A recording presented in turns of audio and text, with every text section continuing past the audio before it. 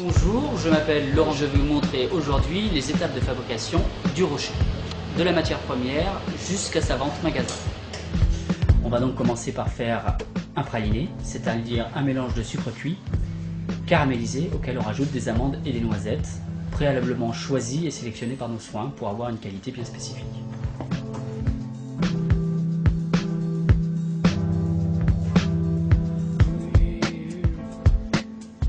On va donc ajouter nos amandes et nos noisettes à notre sucre caramélisé.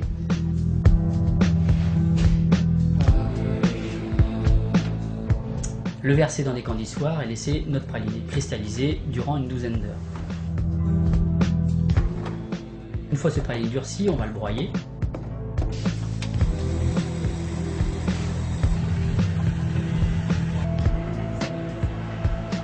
On va le mélanger à un gianduja.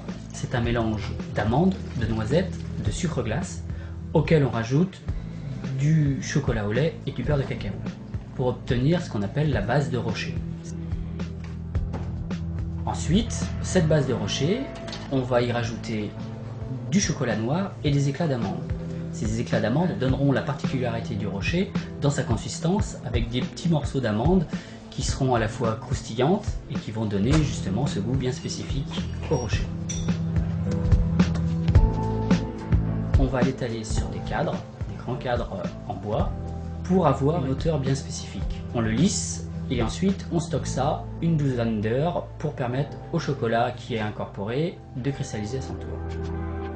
L'étape du détaillage, on fait des petites empreintes circulaires avec une machine qui s'appelle un emporte-pièce à piston. On détaille, disposé sur des plaques et ensuite ça va être enrobé. L'étape d'enrobage, un premier enrobage en chocolat au lait sur une enrobeuse, ce qu'on appelle une enrobeuse mécanique. C'est ce qui va nous permettre de mélanger le chocolat et d'avoir une cristallisation parfaite. Donc on va enrober une première fois nos bonbons de rocher, y disposer des éclats d'amandes, les mêmes que vous avez vus tout à l'heure dans le mélange du praliné, et les enrober une seconde fois pour leur permettre de stabiliser ces amandes à l'intérieur du bonbon de chocolat et d'avoir un chocolat plus agréable à l'œil du fait qu'il soit enrobé de chocolat, le protégeant de l'air et de la lumière environnante.